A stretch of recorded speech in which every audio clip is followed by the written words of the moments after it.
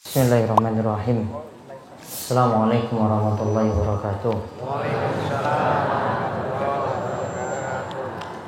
Alhamdulillahirabbil alamin. Hamdan katsiran thayyiban mubarakan fi kama yuhibbu rabbuna wa yarda. Wa asyhadu an la ilaha illallah wahdahu la syarikalah wa asyhadu anna Muhammadan abduhu wa rasuluh. Allahumma salli ala nabiyyina Muhammad wa ala alihi wa man tabi'ahum bi ihsan ila yaumiddin. Allahumma inna nas'aluka ilman nafi'a wa rizqan thayyiba wa amalan mutaqabbala. Allahumma inna na'udzubika min zawali ni'matik wa tahawuli afiyatik wa fujaati niqmatik wa jami'i sakhatik. Bapak, ibu-ibu, para jamaah sekalian yang mungkin senantiasa dirahmati dan diberkahi Allah Subhanahu wa taala.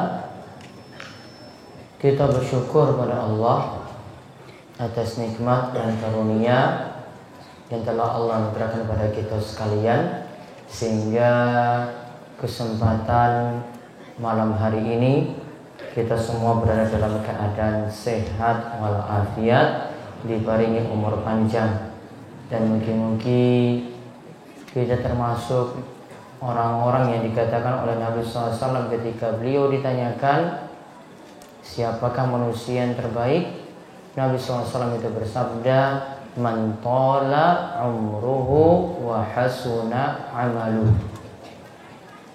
Yang terbaik itu adalah yang panjang umurnya dan baik amalnya. Yang panjang umurnya dan baik amalnya. Mugi-mugi umur kita penuh berkah, terus diisi dengan amal-amal baik, amal-amal soleh, dan juga kita dijauhkan dari berbagai macam maksiat, dosa besar, kebid'ahan dan kesyirikan, dan mudah-mudahan kita diberikan husnul khotimah. Pada malam hari ini, alhamdulillah, seminggu rampung atap di sebelah utara dan sudah dipasang lampu pula dengan fasilitas VIP. Mulia lapangannya, lampunya terang banget. Terus ditambah lagi sisi timur, bagian bangunan yang beratap dibongkar. Ini jadi kalau main bal-balan ini sudah pas banget. Alhamdulillah malam hari ini dipakai pertama kali dengan keadaan lampu yang terang. Ya, mungkin-mungkin setiap yang telah membantu untuk penyelesaian lapangan sisi utara, baik yang membebaskan tanah, begitu pula yang membantu untuk pembangunan atap, semuanya mendapatkan pahala yang melimpah di sisi Allah Subhanahu wa taala. Amin. Dan juga yang menelan biaya paling besar itu untuk membego gunung. Itu sampai habis 500 miliar. Uangnya dari mana? Allah yang Maha memberikan rezeki. Dan malam hari ini kita kembali lanjut ngaji di tengah-tengah kesibukan bapak ibu-ibu yang sibuk panen, ada yang sibuk kerja, ada yang kuliah, ada yang sekolah, semuanya hadir ngaji malam hari ini. Mugi-mugi kesibukannya tersebut terus diparingi sehat dan kelancaran, dan mudah-mudahan ilmu yang diperoleh pada kesempatan kali ini penuh berkah. Baik, kita lanjut kitab Riyadhus Shalihin karya Imam Nawawi, masuk kitab Al-Fadhail bab 194, keutamaan shaf pertama dan perintah untuk menyempurnakan shaf pertama, meluruskannya dan merapatkannya. Ini kapan dilakukan? Dalam sholat berjamaah. Berarti dilakukan kalau masjidnya terisi jamaah terlebih dahulu. Kalau nggak ada isinya, Ya sudah, nggak usah ngaji saja, nggak usah kita bahas. Namun kalau jenengan itu masjidnya diisi dengan soft, mungkin bukan hanya soft. Mudah-mudahan nanti sholat subuhnya seperti sholat Jumat. Kalau sholat subuhnya itu sama seperti sholat Jumat, berarti sebentar lagi datang kiamat. Iya.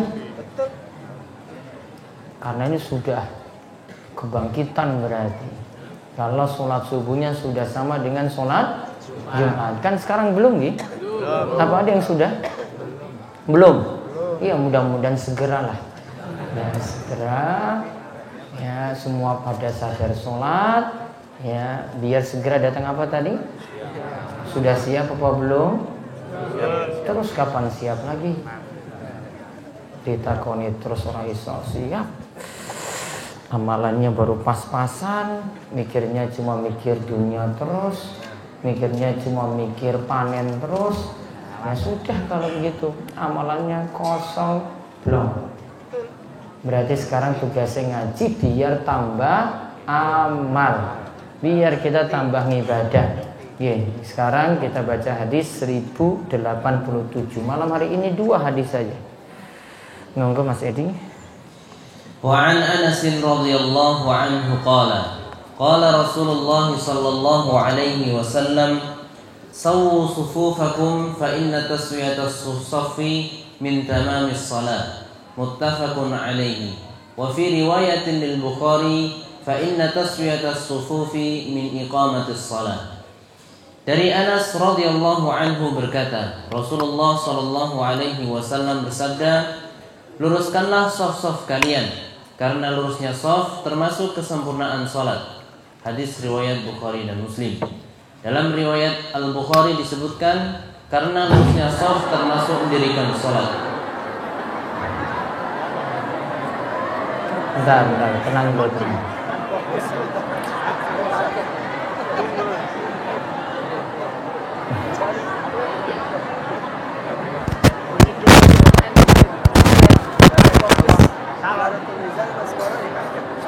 Sound yang timur sepertinya nggak hidup ya. Sek timur pun di sek timur. Oh itu, coba diperbaiki dulu. Sampun. Alhamdulillah. Ya biasa Bu kayak begitu Bu. Gitu aja kok. Gangguan sedikit saya kira tadi apa. Baik. Coba lanjut. Wa anhu qala uqimatus salatu fa aqbala alaina Rasulullah sallallahu alaihi wasallam biwajhihi faqala aqimu sufufakum wa tarassu fa inni arakum min wara'i dhahri. Rawahul Bukhari bilafdhihi wa Muslimun bima'nahu. Wa fi riwayatin lil Bukhari wa kana ahaduna yulziqu mankibahu bimankibi sahibihi wa qadamahu biqadamihi. Dari Anas radhiyallahu anhu berkata, iqamah salat telah dikumandangkan, lalu Rasulullah sallallahu alaihi wasallam menghadap kami kemudian berkata, luruskanlah shaf kalian, karena aku dapat melihat kalian dari belakang punggungku. Hadis Bukhari dengan lafadznya, sedangkan diriwayatkan oleh Imam Muslim secara makna. Dalam riwayat Al-Bukhari disebutkan, dan keadaan salah seorang dari kami menempelkan bahunya dengan bahu rekannya dan kakinya dengan kaki rekannya. Baik, sekarang kita lihat 2 hadis yang membicarakan meluruskan shaf. Itu yang pertama. Yang kedua, merapatkan shaf. Dari Anas radhiyallahu anhu, beliau adalah Anas bin Malik. Ini adalah pembantu Nabi Shallallahu Alaihi Wasallam. Dari sisi ranking, dari yang meriwayatkan hadis dari Nabi Shallallahu Alaihi Wasallam, yang pertama itu Abu Hurairah, yang kedua itu Abdullah bin Umar, yang ketiga itu Anas bin Malik, yang keempat itu Aisyah radhiyallahu anha. Kenapa Anas banyak meriwayatkan hadis? Karena kesehariannya bersama Nabi SAW jadi pembantu Nabi SAW. Maka tahu aktivitas Nabi SAW itu seperti apa. Ditambah lagi, beliau Anas bin Malik punya bibi yang menjadi istri Nabi Shallallahu Alaihi Wasallam, yaitu itu Ibn Abbas. Anas bin Malik punya ibu dan juga ibunya bernama Ummu Sulaim. Kemudian bapaknya bernama Abu Talha, sahabat yang mulia juga. Jadi dekat juga dengan Nabi Shallallahu Alaihi Wasallam. Nah, dari sini menunjukkan keutamaan Anas bin Malik. Nah, di sini dia katakan Rasulullah Shallallahu Alaihi Wasallam bersabda, "Sawwu sufufakum, fa inna taswiyatas shaf min tamamis shalah." Luruskan shaf kalian, karena lurusnya shaf merupakan kesempurnaan sholat. Karena lurusnya shaf merupakan kesempurnaan sholat. Dalam riwayat Bukhari dikatakan fa inna taswiyatas sufuf min iqamatis shalah. Karena lurusnya shaf termasuk mendirikan sholat.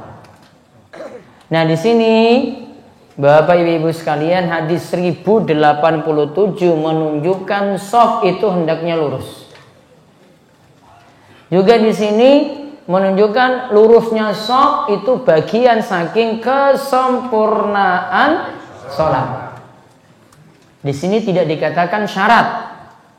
Di sini tidak dikatakan syarat, namun dikatakan kesempurnaan sholat. Nanti ada penjelasannya nanti dari Imam Nawawi tentang hukum meluruskan shaf. Ya, ada pendapat ulama mengatakan sunnah, ada pendapat ulama yang mengatakan itu wajib. Lalu hadis yang kedua dari hadis 1088 juga dari Anas radhiyallahu anhu. Ia berkata, iqamah sholat telah dikumandangkan. Kalau azan itu menunjukkan waktu sholat sudah masuk. Azan maghrib berarti waktu maghrib sudah masuk. Azan ngisa berarti waktu ngisa sudah masuk. Sedangkan iqamah berarti sholat mau ditegakkan. Berarti tanda kita iqamah itu apa? Berapa menit kita itu dari azan ke iqamah? Tergantung siapa. Kalau imamnya datangnya 30 menit, ya sudah, manut imam. Makmum nggak boleh ngel-ngelan di sini. Ya, nggak boleh ngatur sendiri. Wah, Pak Imam ini suwe. Wes iqamah. Wah, nggak bisa. Kalau kebiasaannya Pak Imam setengah jam, ya berarti ditunggu setengah jam. Kalau kebiasaannya 15 menit, berarti tunggu 15 menit. Berarti tergantung pada siapa? Imam. Oh, Pak Imam sudah datang. Iqamah. Baru kemudian iqamah. Iqamah itu tergantung kesiapan sholat berjamaah. Nggak mesti tergantung jam. Malah di DS itu malas pakai jam itu. Ngatur-ngatur kita. Wong cuma benda saja kok ngatur wong. Iya kan? Iya. Imam yang nanti putuskan. Kadang dia lihat, oh, ini orang-orang butuh waktu agak lama. Ini ada pekerja, ini ada kantoran. Baru keluar dari kantor aja pas azan. Coba lihat, keluar dari kantor aja pas azan. Coba kalau waktu iqamahnya cuma 10 menit saja. Kira-kira telat nggak banyak? Banyak telat itu. Namun kalau dihitung-hitung 20 menit, ini kayaknya cukup ini. Ada yang pakai toilet, ada yang wudu. Insya Allah cukup. Ya, mungkin dia pertimbangkan lagi, banyak lagi. 30 menit saja. Karena banyak yang butuh untuk persiapan. Nah, ini tergantung keputusan saking imam. Imam butuhnya bagaimana? Imam itu putuskan seperti apa? Seperti Nabi SAW mau mengumandangkan iqamah, kadang sholat isya itu lama sekali nunggu iqamahnya. Azannya sudah tepat waktu, namun iqamahnya nunggu, kadang itu sampai pertengahan malam. Sampai mau tengah malam, sahabat sudah ngantuk-ngantukan, sandaran gitu. Tiba-tiba Rasulullah SAW keluar. Ayo iqamah. Wah, sahabat langsung bergegas semuanya bangun lalu dirikan sholat. Dan dalam cerita ini para sahabat tidak ulangi wudhu. Namun kata para ulama, yang dimaksud itu adalah tidur yang masih sadar, masih ada kesadaran, seperti bapak-bapak pas Jumatan. Nah ini baru saya pahamkan itu seperti itu. Kira-kira ketika Jumatan itu masih sadar-sadar enggak? Ya, kepalanya nunduk. Oh, Pak Imam ngomong lagi di runok ini, coba didengar lagi. Terus setelah itu redup lagi, turun, tek. Iya kan Pak? Ya. Betul nggak ini? Betul. Oh. Ini jadi hobi apa? Memang ngantuk.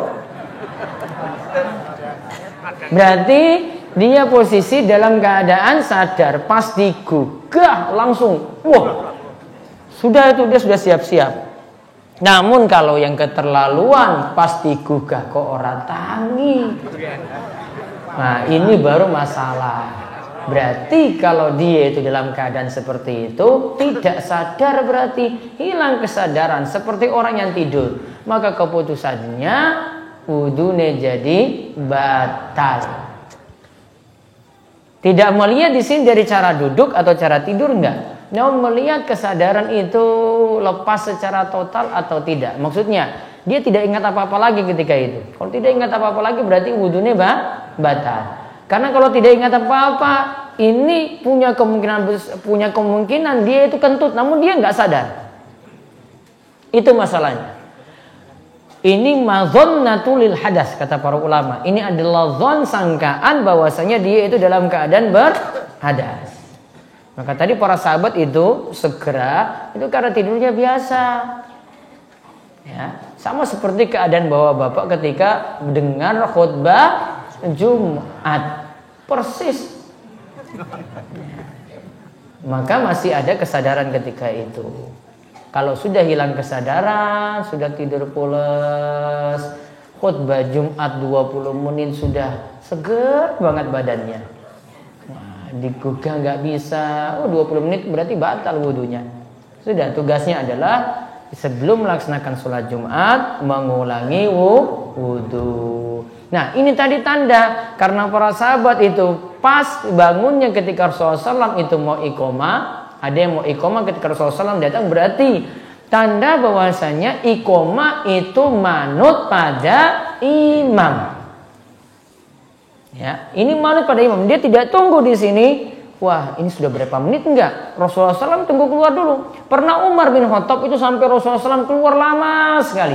Dia datang ke rumah Rasul kemudian ngetok pintu. Wahai Rasulullah, itu para sahabat di masjid sudah pada ngantuk itu. Ayo segera laksanakan sholat. Nah kalau ini Rasul SAW diingatkan, berarti diingatkan segera sholat itu dilakukan, namun tetap menunggu Rasulullah SAW itu datang.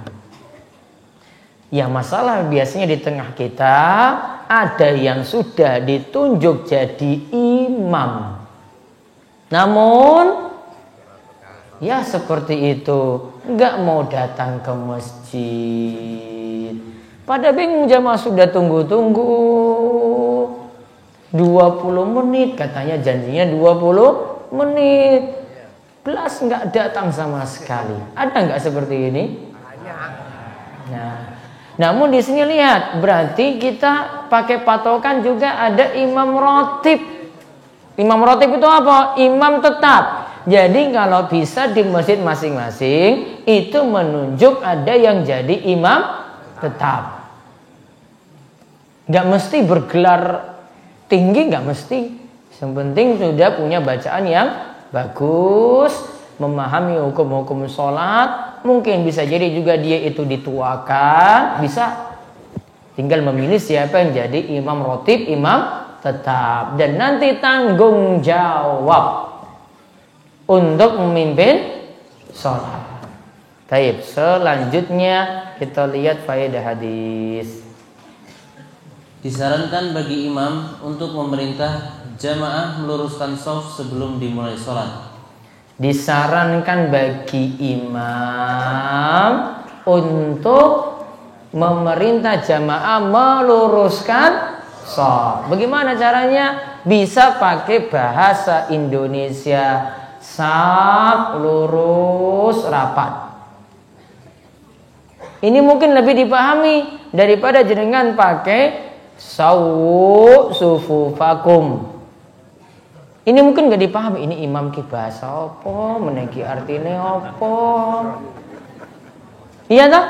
Nggih. Dan biasanya kita sudah jawab juga sami'na wa ata'na. Namun ora lurus-lurus, ora rapat. Berarti harusnya dipakai dengan bahasa yang langsung dipahami. Sudah kalau bilang lurus rapat, sudah otomatis sudah. Oh, ini yang masih kosong, masih ada celah, dirapatkan lagi. Yang belum lurus tinggal diluruskan. Gimana cara nanti meluruskan shaf? Nanti kita akan lihat. Terus yang kedua, perintah meluruskan dan membentuk shaf nantinya setelah iqamah untuk sholat dikumandangkan. Kapan shaf itu diluruskan? Enggak mesti sebelum iqamah. Sebelum iqamah belum, ini kita belum ngatur shaf. Ya. Jadi enggak perlu ketika sebelum iqamah itu ayo berdiri, ayo luruskan shaf, enggak. Kalau di sini tadi dari teks hadis, terutama yang tadi nomor 2, ya, itu setelah iqamah dikumandangkan. Maka imam nanti perintah. Ayo, sudah iqamah rampung nggih? Qad qamatis shalah, terus-terusnya sampai iqamahnya rampung. Lalu ketika itu imam berdiri, ya, jamaah berdiri, kemudian dia perintah. Sawu sufufakum, luruskan shaf. Rapatkan. Nah, baru nanti berdiri, kemudian rapatkan semua, diatur oleh imam. Bisa jadi imam nanti ngaturnya dia cuma ngomong dari depan saja, pakai pengeras suara. Ayo shafnya lurus rapat. Bisa jadi lurusnya shaf ini sudah terbantukan dengan garis shaf. Kalau garis shaf itu berupa apa kalau sekarang? Karpet bisa. Ada juga kalau yang masih pakai keramik, berarti dia kadang itu cat tadi untuk membuat garis shaf. Dua-duanya boleh. Apakah garis shaf ini membuat garis shaf ini nanti bermasalah? Nanti kita lihat nanti pembahasannya. Intinya di sini perintah meluruskan dan membentuk shaf tadi ada setelah iqamah. Terus yang ketiga, meluruskan shaf merupakan bagian dari sholat berjamaah. Meluruskan shaf itu bagian saking sholat berjamaah. Laki-laki diperintah meluruskan shaf, perempuan diperintahkan meluruskan shaf. Maka kalau imam itu suruh luruskan shaf, lurus rapat. Laki-laki lurus rapat, perempuan juga demikian lurus dan rapat. Terus yang keempat, termasuk mukjizat Nabi Shallallahu Alaihi Wasallam, beliau dapat memerhatikan sahabatnya yang berada di balik punggungnya. Termasuk mukjizat. Mukjizat itu apa mukjizat? Kelebihan. Kalau pada para wali itu namanya karomah. Namun kalau untuk Nabi SAW dan para nabi itu namanya mukjizat. Namun kalau untuk wali-wali itu namanya karomah. Ini wali siapa yang dimaksudkan? Wali Allah. Wali Allah itu yang seperti apa? Alladzina amanu wa kanu yattaqun.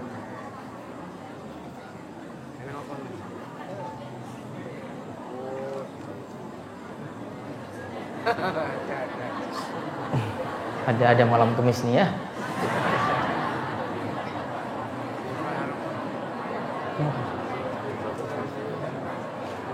Yang toilet paling ya.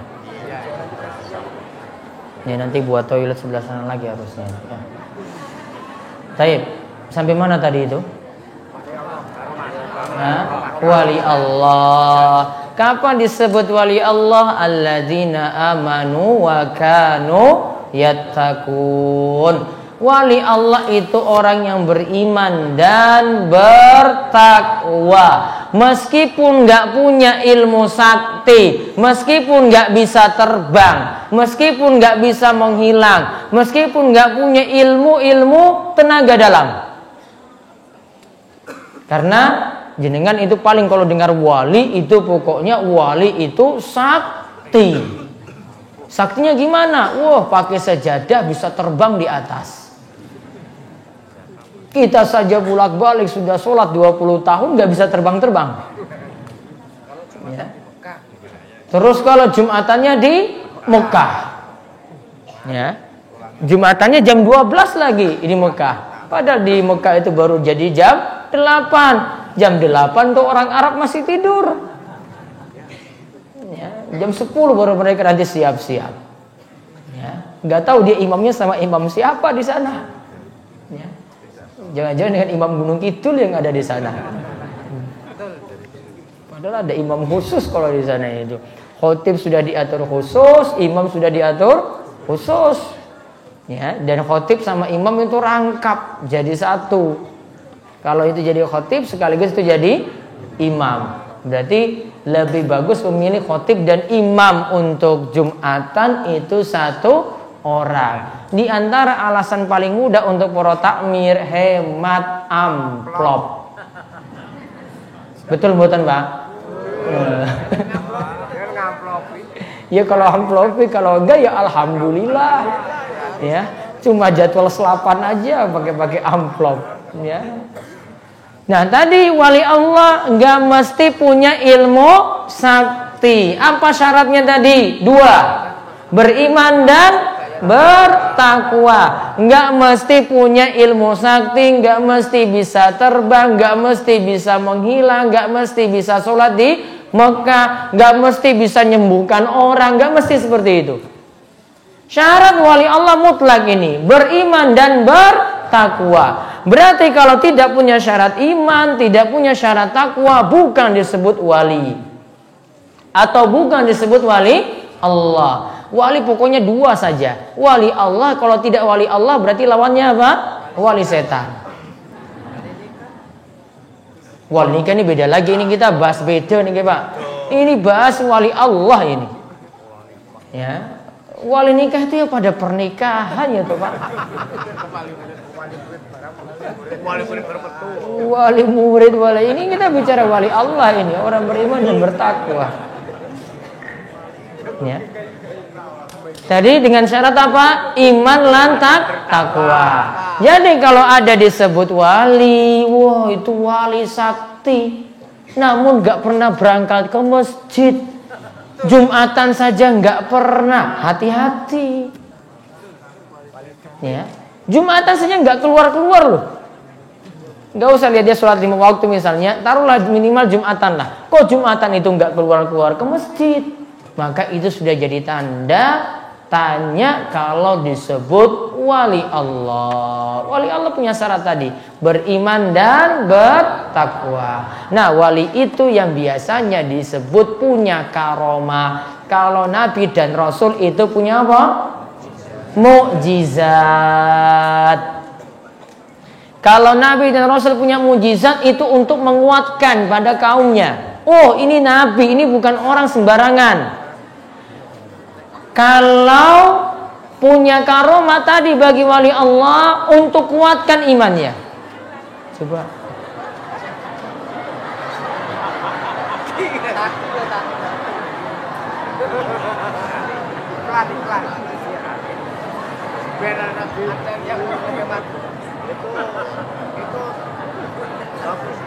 Saya kira itu langsung jatuh di bawah itu loh Pak. Sudah, sampai mana lagi coba tadi terpotong benar toh? Hah? Karomah tadi. Sudah ya? Terus di sini dikatakan mujizatnya, lihat mujizat Nabi. Nabi sholat ngadap depan. Sudah tahu di belakangnya ini safnya nggak lurus, safnya nggak rapat. Nabi sudah tahu tanpa menoleh ke belakang. Jadi tahu apa yang dilakukan oleh orang-orang di belakang punggungnya. Jadi sudah tahu, oh di belakang ini ada si fulan, oh di belakang ini ada ini, di belakang ini safnya gini, sudah. Tanpa beliau noleh ke belakang, nggak tengok kanan kiri, nggak. Nabi SAW cukup boleh ke depan saja.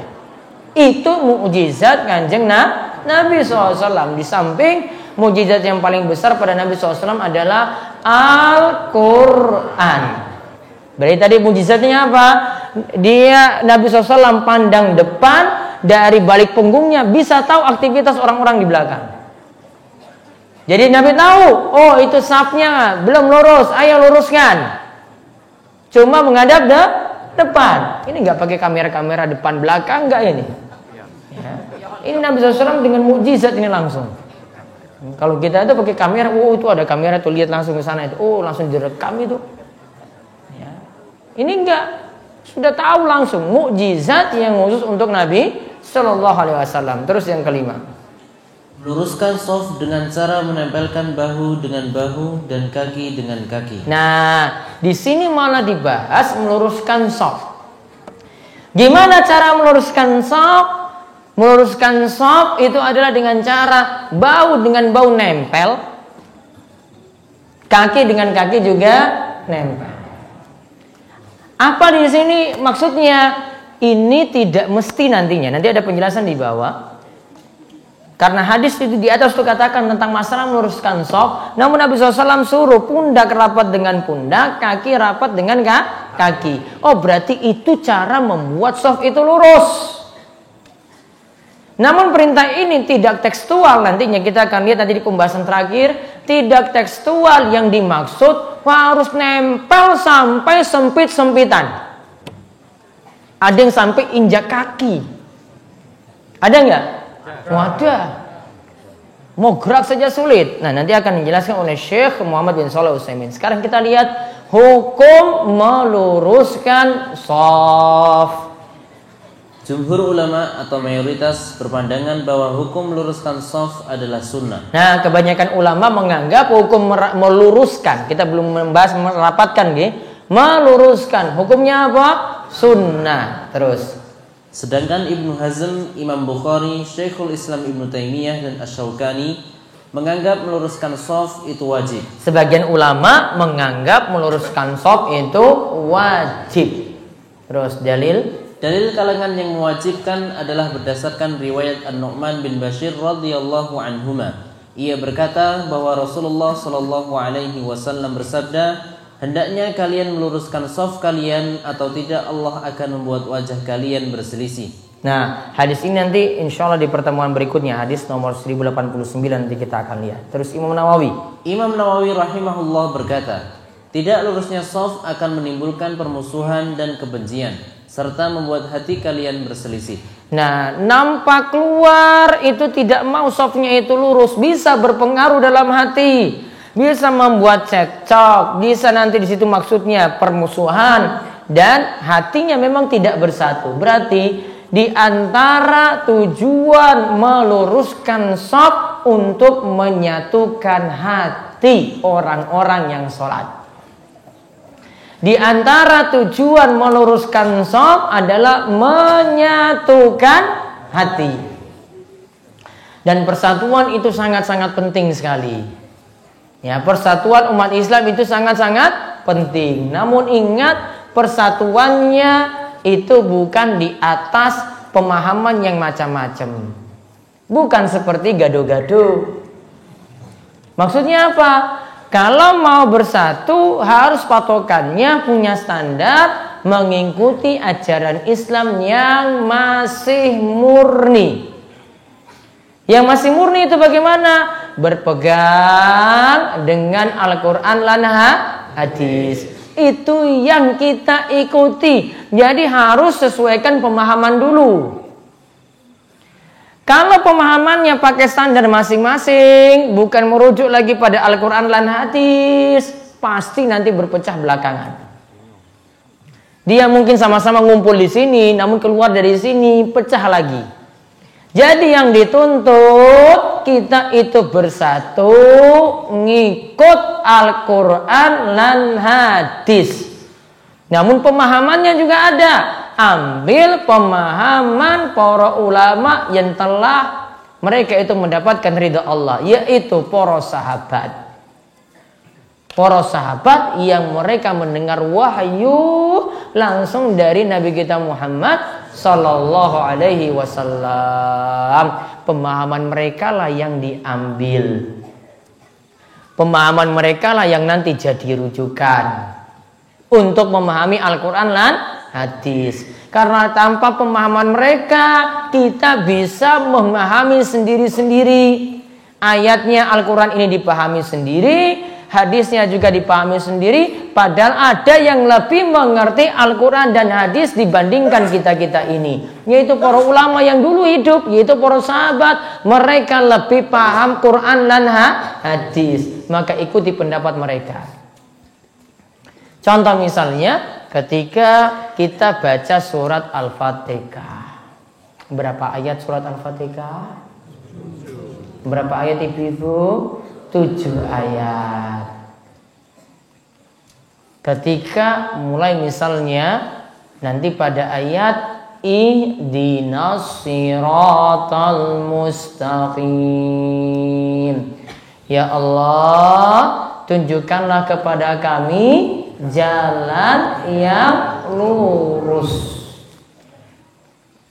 Apa yang dimaksudkan jalan yang lurus? Di sini kata para ulama yaitu jalan Islam. Ada yang mengatakan yaitu jalan Al-Quran. Ada yang mengatakan lagi, ini tafsiran semua, tafsiran dari sahabat dan tabi'in. Ada yang mengatakan lagi jalannya Nabi Muhammad SAW. Ada yang mengatakan lagi siratal mustaqim adalah kebenaran. Maka kalau pakai pemahaman mereka, tafsiran Al-Quran jadi benar. Namun kalau kita tafsirkan sendiri, sudah bisa campur aduk dengan pemahaman kita masing-masing. Mungkin nanti ada yang katakan ihdinas siratal mustaqim, tunjukkanlah kami kepada jalan yang lurus, yaitu yang dimaksudkan adalah jalan kelompoknya sendiri, bukan jalan yang lainnya. Dia cuma pahami itu jalan kelompoknya. Wah, kelompok saya ini yang di atas jalan yang lurus, kelompok itu enggak, maka ikutilah jalan ini saja. Namun kalau tadi pakai pemahaman para sahabat, siratal mustaqim itu artinya Al-Quran, artinya Islam, artinya ajaran Nabi Muhammad, artinya kebenaran. Beberapa tafsiran tadi tentang hal itu. Maka pemahamannya jadi jelas. Beda kalau kita tafsirkan sendiri-sendiri. Kemudian yang berikutnya lagi hukum membuat garis shaf. Komisi Fatwa Kerajaan Saudi Arabia, Al-Lajnah Ad-Daimah, ditanya. Nah, ini Al-Lajnah Ad-Daimah itu seperti MUI di tempat kita. Namun ini khusus untuk ahli fatwa.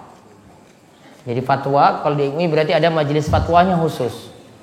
Kalau majelis fatwa yang ngomong ini berarti nanti dia bahas halal haram.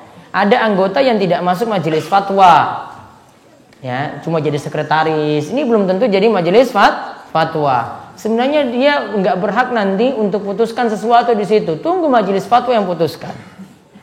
Karena ya mohon maaf ya, kita itu harus tahu orang itu dari kepakarannya seperti apa. Dia nggak hanya cuma modal ceramah, walaupun nanti dia itu duduk di MUI, ya dia tidak bisa fatwakan ini halal ini haram. Kalau MUI punya putusan sendiri, ya dia tidak bisa ngomong di sini sampai dia tahu nanti dari majelis fatwa nanti yang putuskan. Ya MUI itu seperti itu.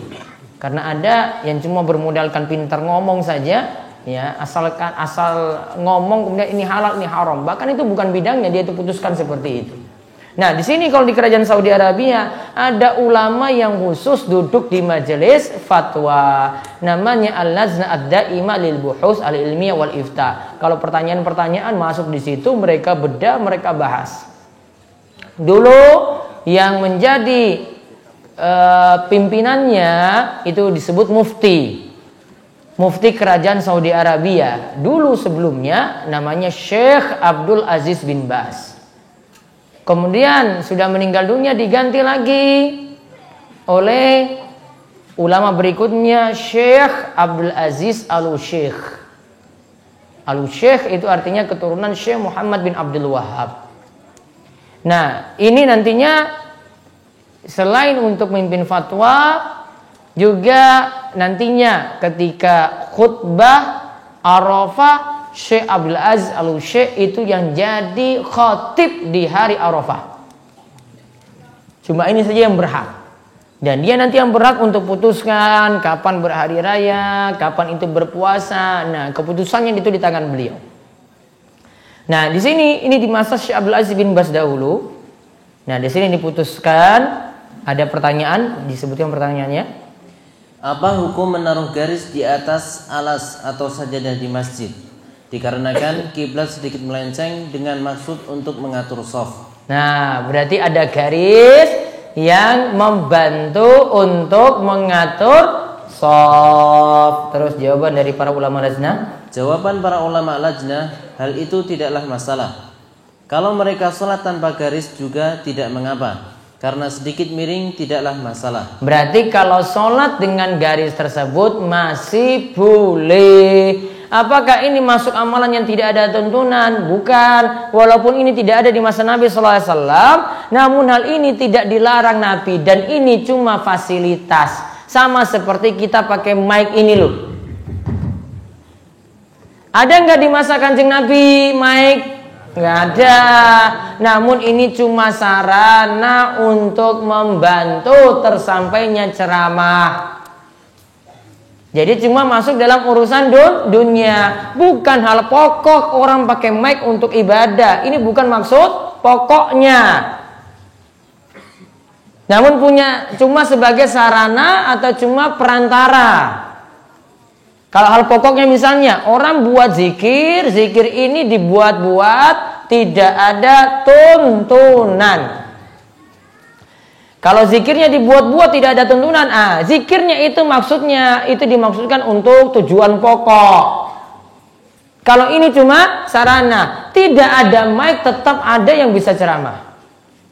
Tidak adanya garis tetap ada yang bisa sholat. Berarti cuma membantu. Kalau zikir tadi mereka harus wajibkan zikir itu ada. Oh berarti membuat-buat kalau itu tidak ada tuntunannya. Berarti membuat-buat ajaran baru yang tidak ada tuntunan. Jadi beda. Di masjid kok pakai karpet. Dulu di Nabi SAW dulu keramik saja nggak ada. Kalau di masjid-masjid Gunung Kidul gimana? Semua pakai keramik nggak? Keramik. Di zaman Nabi SAW nggak ada. Ya, cuma tanah saja. Maka pernah Nabi SAW itu sholat saat malamnya itu hujan turun, beliau sholat di atas lumpur. Beliau SAW sholat di atas lumpur. Menunjukkan sederhana sekali di masjid Nabi SAW. Namun dipasang keramik tidak masalah karena itu cuma sarana saja untuk membantu dalam ibadah. Dipasang tembok-tembok yang dicat bagus itu juga cuma sarana saja untuk membantu dalam ibadah. Dipasang speaker ya di dalam masjid itu juga cuma sarana untuk membantu dalam ibadah, bukan tujuan pokok. Bukan tujuan pokok. Terus berikutnya, merapatkan shaf haruskah sempit-sempitan? Syekh Muhammad bin Shalih Al-Utsaimin rahimahullah menjelaskan, menempelkan mata kaki satu dan lainnya tak ragu lagi ada dalilnya dari para sahabat radhiyallahu anhum. Nah, di sini sebutkan mata kaki atau kaki dengan kaki itu rapat. Terus karena dahulu mereka meluruskan shaf dengan merapatkan mata kaki mereka dengan lainnya. Kalau kaki dengan kaki itu rapat, mata kaki dengan mata kaki rapat, itu sudah punya standar shafnya itu lurus tanpa pakai bantuan garis shaf. Terus jadi lurusnya shaf didapati dengan menempelkan mata kaki satu dan lainnya.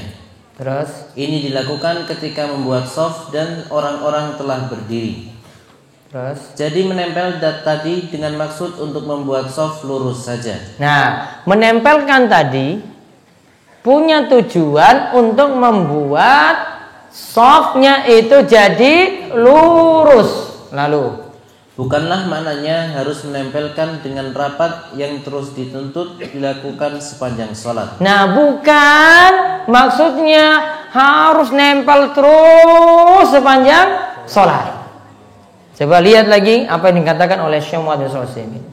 Termasuk bentuk berlebihan yang dilakukan oleh sebagian orang adalah menempelkan mata kaki dengan mata kaki saja yang dicari, sedangkan untuk pundak terdapat celah. Nah, kadang kakinya lebar, kaki dan kaki itu lebar, kakinya semene, buka, pundak sama pundaknya jauh, padahal harusnya seimbang, seimbangnya gimana? Kakinya itu ketemu kaki nantinya, namun pundaknya juga ketemu pundak. Oh, berarti rapatnya biasa. Kalau memang di situ mungkin ada celah sedikit segini, ya, berarti yang di bawah juga harus sama. Jangan kakinya yang dibuka. Menurut Syekh Muhammad bin Shalih Al-Utsaimin seperti itu. Kata beliau, ini termasuk ghulu, berlebihan yang bukan pada tempat. Harusnya adil. Berarti kalau bapak ibu-ibu dapati jamaah yang terlalu dia tidak mau terlalu dekat dengan kita, maunya agak jarak sedikit, ya sudah, kita berdirinya normal saja. Kalau mau menyarankan untuk orang kanan kiri untuk pindah, Pak, ini dirapatkan lagi. Ya sudah, kalau dia mau nurut, alhamdulillah. Kalau nggak mau nurut, nggak perlu sampai jenengan buka kakinya itu lebar sampai pundaknya terlalu jauh. Ada nggak seperti itu? Ada. Kata beliau di sini, ini yang kurang tepat. Harusnya kalau kaki rapat, pundaknya juga harusnya rapat. Berarti kalau tidak dapati kakinya itu rapat, ya sudah, sholat normal saja. Terus dilanjutkan lagi tadi. Seperti ini malah menyelisih ajaran Nabi. Malah Syekh Muhammad bin Shalih katakan menyelisih ajaran Nabi. Kenapa? Cuma prioritaskan apa?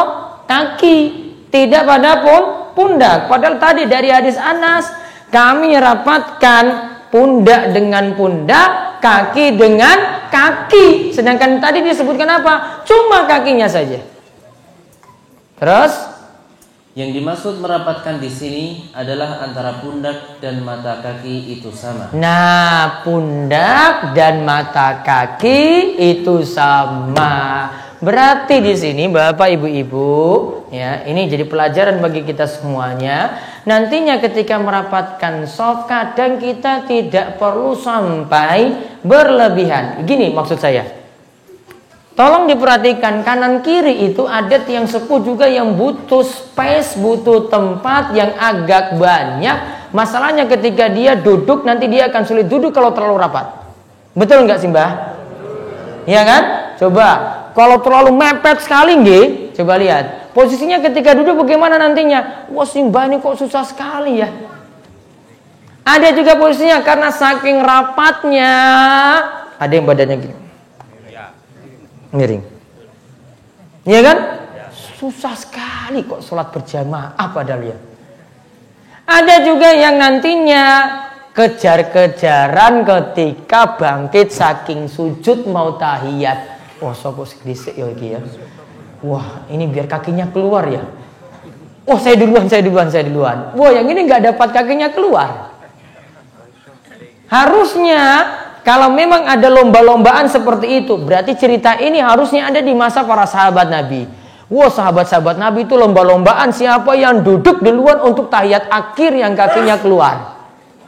Namun kita nggak pernah dapat cerita itu. Berarti mereka itu berdiri sedari berdiri. Mereka sudah berdiri dengan berdiri yang normal, nggak sempitan. Paham ini Bapak? Paham nggih? Ya, yang penting sudah dekat, tidak terlalu celah banyak, sudah cukup. Yang kalau terlalu celah banyak gimana? Masih punya peluang satu orang lagi ngisi di situ. Kalau ini berarti nggak rapat sebenarnya. Namun kalau sudah cukup, maka cukup. Makanya Ketika saya ke Saudi Arabia waktu sekolah dulu, saya lihat rapatnya shop di sana itu nggak seperti orang Indonesia. Mereka agak kelonggar-longgar sedikit, masih ada peluang untuk duduk. Pas di sini kok sempit-sempitan sekali. Ya. Susah sekali kalau sholat berjamaah. Ya. Nah, itu baru banyak belajar dari sana. Biar pikirannya jadi terbuka seperti itu. Wallahu a'lam bishawab. Demikian. Monggo ada yang bertanya langsung. Ada yang lewat radio, Pak Parci? Ibu-ibu ada yang nanya? Wonten Bu? Bapak ada? Satu, baik. Pak Parji dulu radio. Enggak boleh bubar dulu nggih, ini dengar sampai rampung, rugi ini enggak dapat jawabannya ini. 3 pertanyaan Ya. melalui SMS. Assalamualaikum Ustaz. Waalaikumsalam warahmatullahi wabarakatuh. Mau tanya, sholat witir bisa dilaksanakan sehabis sholat isya. Wassalamualaikum. Sholat witir bisakah dilaksanakan bareng isya? Bisa. Al-Imam Al-Qadi Abu Syuja dalam kitabnya, dalam salah satu kitab fikih Syafi'i, masih menganjurkan sholat witir bareng isya. Dan Nabi SAW melakukan sholat witir itu memberikan pilihan. Boleh sebelum tidur, boleh setelah bangun tidur. Yang penting sebelum masuk subuh. Yang kedua, Assalamualaikum Ustaz. Ustaz, saya mau tanya bagaimana caranya mensolatkan jenazah. Niat bacaannya mohon dijelaskan. Terima kasih. Semoga Pak Ustaz selalu sehat biar selalu bisa mengisi kajian. yang pertama, rukun sholat jenazah itu ada 7. Yang pertama niat. Yang pertama apa? Niat. Niat bagaimana? Cukup dalam batin. Saya ingin sholat jenazah. Yang kedua, takbir 4 kali. Takbir 4 kali. Yang ketiga, al-qiyam alal qadir, yaitu berdiri bagi yang mampu. Yang keempat, membaca Al-Fatihah setelah takbir pertama. Yang kelima, membaca sholawat setelah takbir kedua. Yang ketujuh, keenam. Yang keenam, membaca doa setelah takbir ketiga. Lalu yang terakhir, yang ketujuh, salam. Coba ulang. 1, niat. Cukup dalam batin. 2, 4 kali takbir. 3, berdiri bagi yang mampu. 4, baca surat Al-Fatihah setelah takbir pertama. 5, baca sholawat pada Nabi SAW setelah takbir kedua. 6, membaca doa setelah takbir ketiga. 7, salam. Niat tadi sudah.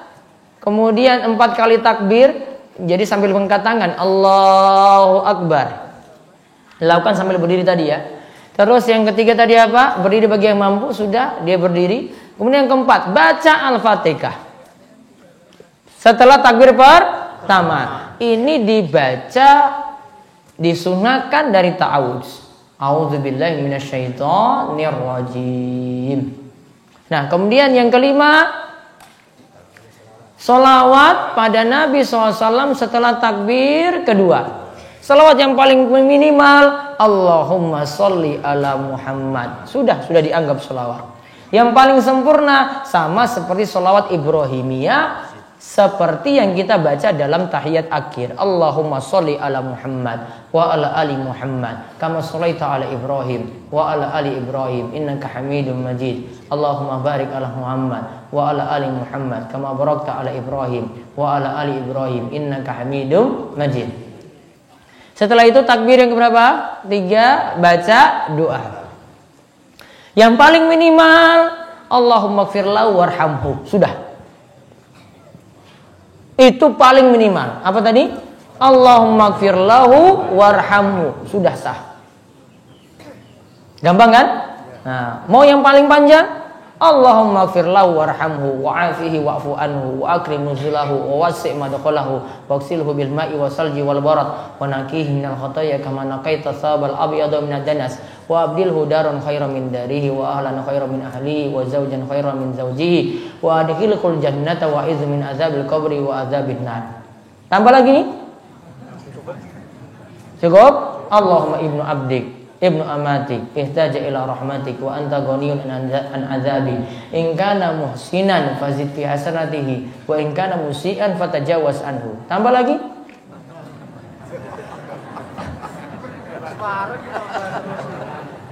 Makin banyak doa yang meninggal dunia itu makin banyak dapat ampunan loh. Namun tadi paling minimal apa? Allahumma gfir lahu warhamhu. Pingin yang paling minimal apa yang panjang? Wah, minimal sih paling pendek. Ya sudah. Terus takbir keempat, Allahu Akbar. Disunahkan kalau dalam mazhab Syafi'i baca Allahumma la tahrimna ajrahu wa la taftina ba'dahu waghfir lana wa lahu. Terus assalamualaikum warahmatullahi. Assalamualaikum warahmatullahi. Salam kanan kiri 2 kali. Bon. Rampung sholat jenazah dengan 4 kali takbir, totalnya ada 7 rukun. Ya, 4 kali takbir, totalnya ada 7 rukun. Terus apa lagi satu? Iya, yang terakhir, kalau ibu boleh sholat di masjid, lebih baik mana? Sholat berjamaah di masjid, karena untuk mengingat tertibnya sholat ataupun sholat tepat pada waktunya. Terima kasih.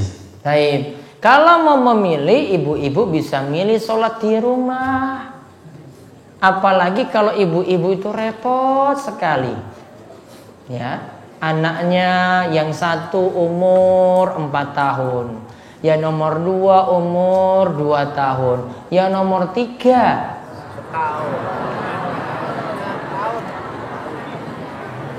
Enggak ada nomor 3 dan nomor 4-nya lagi. Kalau itu kayak gitu repot sekali ya, apalagi repot sekali seperti itu, maka sudah pas kalau dikerjakan di rumah. Dan kata Nabi SAW, khairu masajidin nisa qa'ru buyutihin. Diriwayatkan oleh Imam Ahmad. Sebaik-baik tempat sholat bagi perempuan itu adalah di bagian dalam dari rumah. Namun kalau ibu-ibu memilih pergi ke masjid juga boleh. Tidak dilarang. Boleh juga pergi ke masjid. Jadi tinggal memilih rumah lebih afdal, mau berangkat ke masjid juga tidak masalah. Terus bapak tadi mana? Monggo, Pak. Ya. Assalamualaikum warahmatullahi wabarakatuh. Waalaikumsalam warahmatullahi wabarakatuh. Mantap, ini dari Masjid Al-Amin Batu ke Toko Sari yang dulu saya pernah rawat sana. Iya. Ini satu ada kaitannya dengan riba, walaupun sudah diterangkan di sini, mungkin itu perlu saya ulang karena ada jamaah yang baru belum tahu. Terus yang kedua tentang zakat. Yang pertama dulu itu tentang riba. Riba itu yang dosa yang meminjam atau yang meminjamkan, karena ada itu yang kayak bu naik kalau duit bank online apa itu tiap kalau di tempat saya ada bank yang 1 minggu langsung itu saya tawari bu nak bank seperti itu riba. Ya aku ditawani mas orang pertama bu kalau dosa saya nawani bu. Terus yang kedua, ini tentang sholat Jumat. Sholat Jumat itu kita datang di masjid sudah kemana-mana. Itu sebaiknya menurut tuntunan sholat langsung sholat sunnah atau mendengarkan adzan dulu.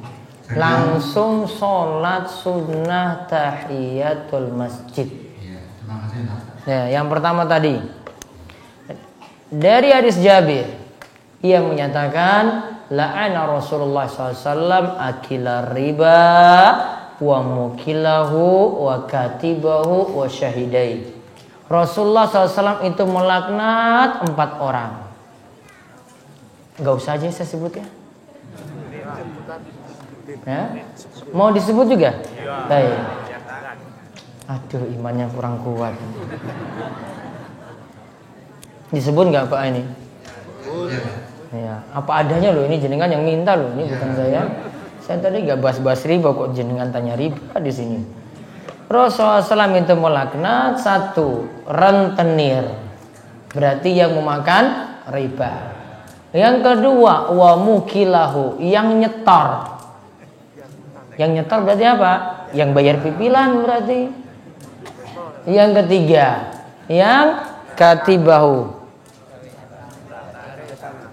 sekretaris yang nyatet. Yang keempat wasyahidai, 2 saksi yang nonton, yang saksikan pencatatan riba tadi. Berapa orang? 4. Pertama yang memakan riba dulu, yang kedua yang nyetor, yang ketiga sekretaris, yang keempat 2 saksi. Sudah cukup? Cukup. Itu sudah jawaban di situ. Ya. Waalaikumsalam warahmatullahi wabarakatuh. Itu nggak usah saya jelaskan panjang lebar, wes paham. Ya, tinggal selesaikan kalau sudah terlanjur. Kalau belum terlanjur, mudah-mudahan bisa nerimo ing pandung. Dahulu masjid Nabi lantainya dari lemah, dari tanah. Terus copot sendal atau tidak? Dulu Nabi SAW sholat masuk masjid pakai sendal, pakai trompa. Namun sekarang boleh nggak? Oh, diamuk masa nanti kalau itu pakai sendal. Ya. Karena pakai keramik, pakai karpet. Itu dulu karena tanah kondisinya itu pakai lemah, tidak ada keramik. Jika jamaah pergi mengaji ke DS lalu masjid di tempat asal kosong sehingga tidak ada azan atau iqamah, apa hukumnya? Mudah-mudahan masjidnya cuma masjid kecil, masih ada masjid lain. Intinya ya, kalau satu dusun itu baiknya tidak banyak-banyak masjid. Mudah-mudahan yang lainnya ada azan iqamah. Insya Allah ada. Akikoh hukumnya sunnah ataukah wajib? Sunnah menurut jumhur atau kebanyakan ulama. Sama seperti kurban juga hukumnya sunnah bukan wajib. Namun sunnah ditekankan bagi yang mampu. Kalau yang mampu hendaklah menunaikan akikoh. Kalau tidak mampu gugur sunnahnya tadi. Namun kalau mampu lakukan di hari ke-7. Ini lahirnya Rebu siang, maka hitungannya dari hari Rebu. Dapat 7 ya.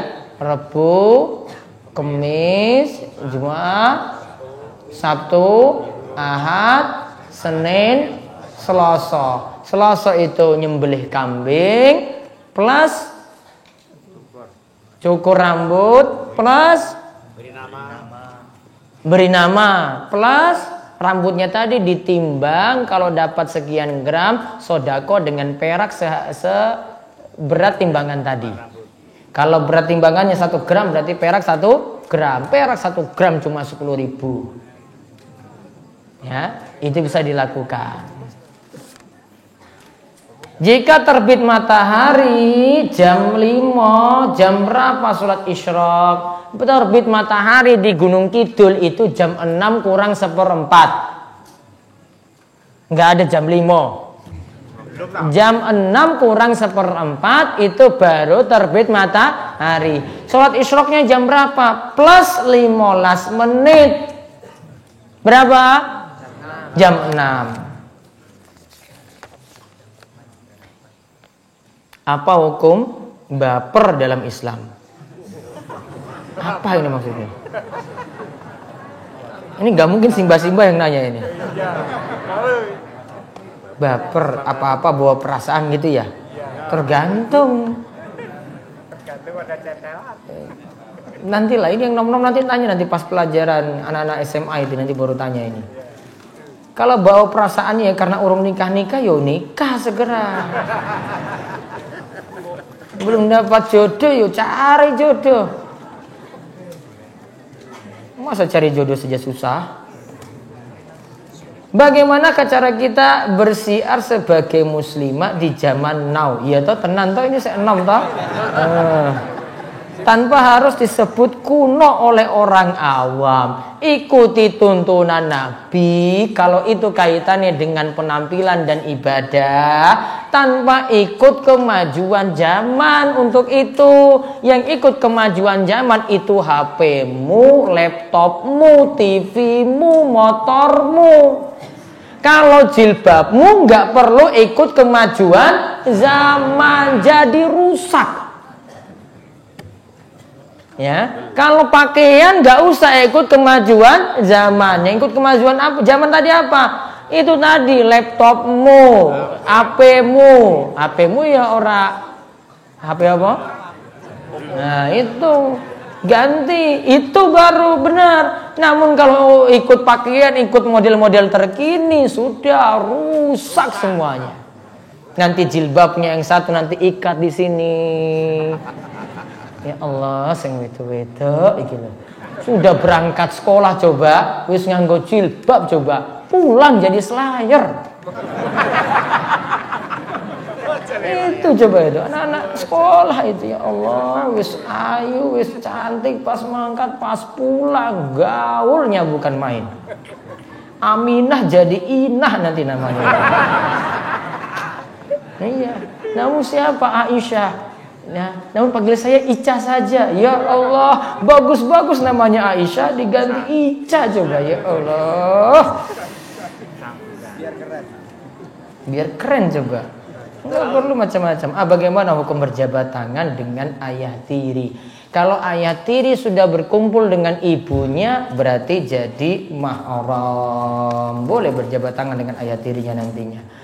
Di masjid tempat saya pernah ada simba-simba yang azan subuh belum waktunya, sekitar jam 3:30. Karena saya bangun tidur langsung sholat. Karena wanita afdolnya di rumah, jadi dia dengar azan 3:30 langsung bangun langsung sholat. Tidak lama kemudian terus gantian anak muda yang azan lagi. Kebetulan simba-simba tadi nggak iqomah. Karena saya sudah sholat subuh, apakah saya harus mengulanginya? Sholat subuhnya diulang. Kalau sekarang sholat subuh jam 4:20, berarti nunggu sampai azan itu ada baru sholat subuh. Sholat subuhnya nggak sah.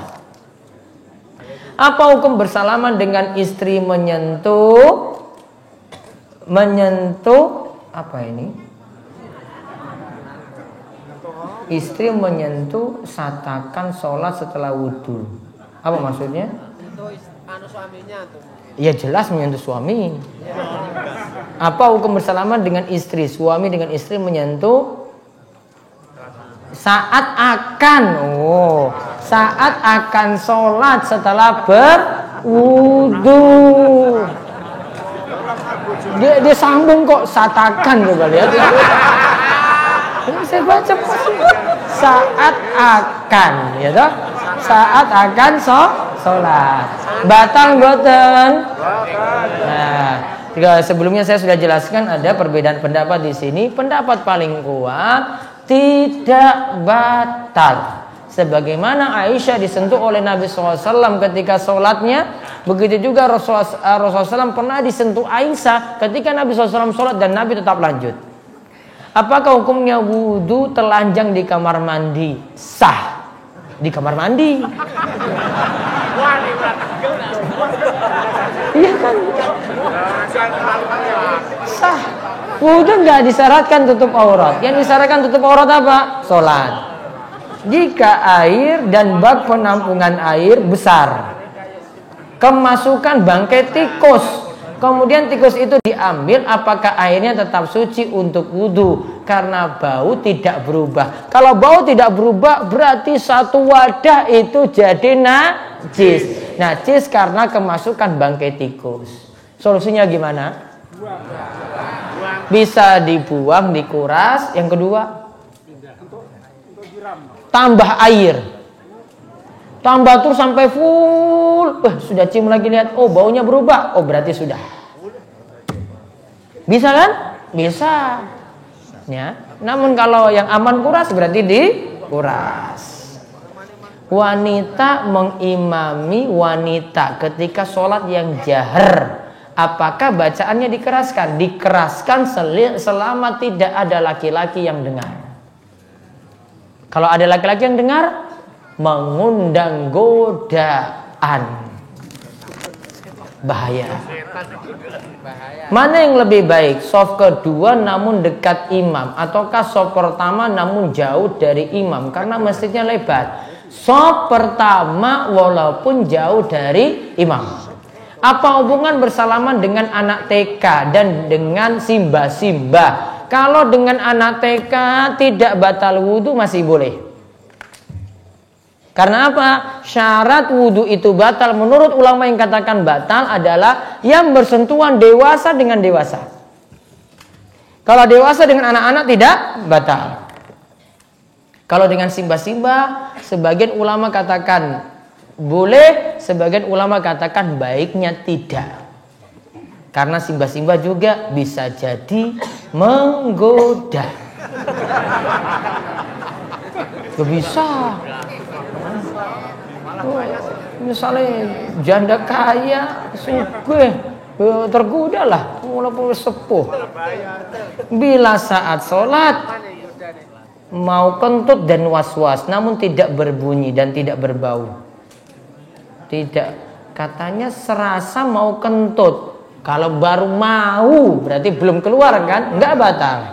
Namun nggak boleh ditahan-tahan. Kalau ditahan-tahan berarti hukumnya makruh. Dulu saya pernah sholat di masjid, kebetulan Pak Kiai kurang sehat, sehingga minta digantikan oleh santri yang kebetulan ngaji di situ saat sholat isya. Ternyata sampai rokat kelima. Tidak ada yang mengingatkan. Selesai salam Pak Kiai bilang, ulangi sholat. Kalian tahu dan tidak lupa. Apakah tindakan Pak Kiai benar? Tidak. Cukup nanti kelebihannya tutup dengan sujud sahwi. Melanggar lalu lintas apakah termasuk dosa kepada pemimpin? Iya. Ini Pak polisi catat aja ini.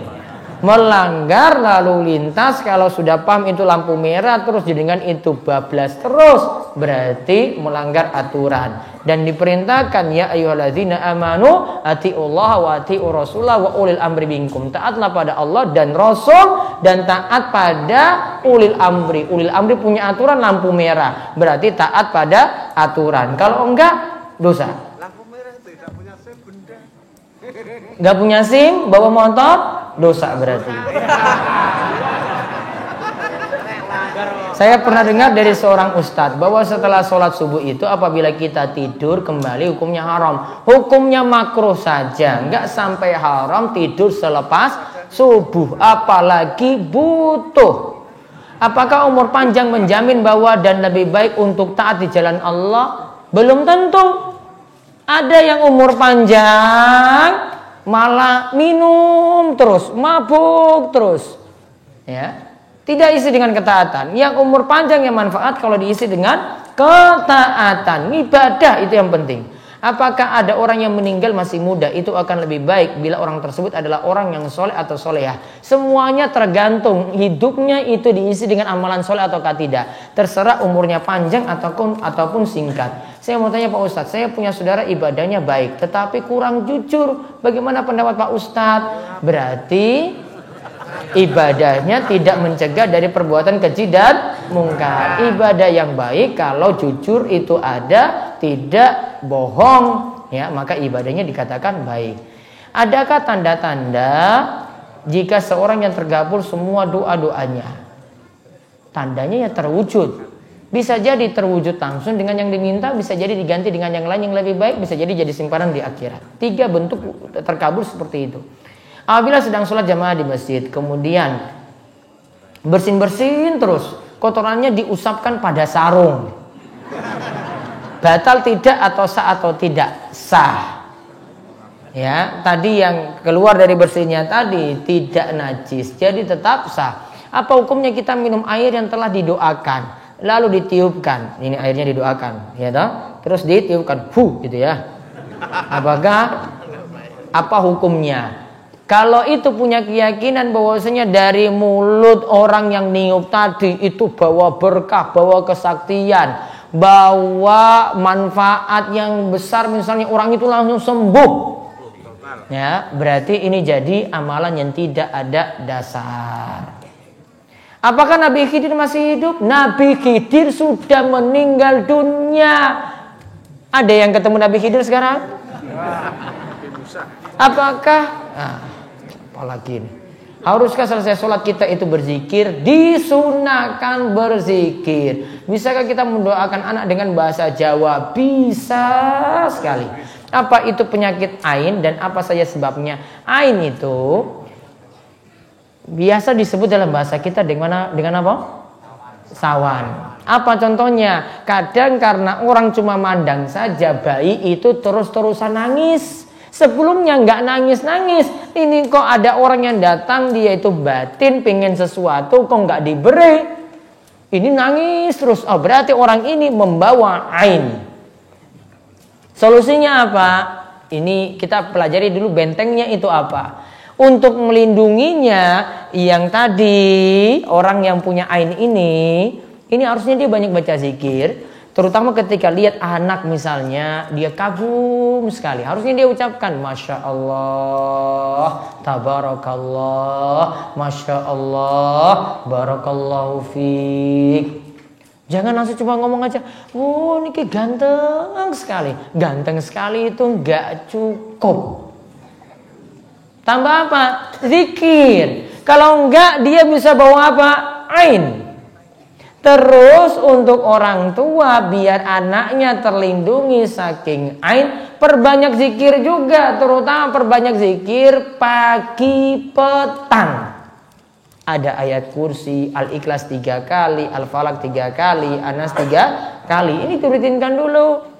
Kalau mau ngatasi seperti ini nantinya, kalau sudah terjadi, di ruqyah. Yang tadi punya ain di ruqyah, yang tadi anaknya tadi juga di ruqyah. Wallahu a'lam, kita cukupkan. Ada beberapa pengumuman. Satu, untuk Jumat sampai Ahad saya tidak ada kajian. Saya mau pulang kampung dulu. Ya.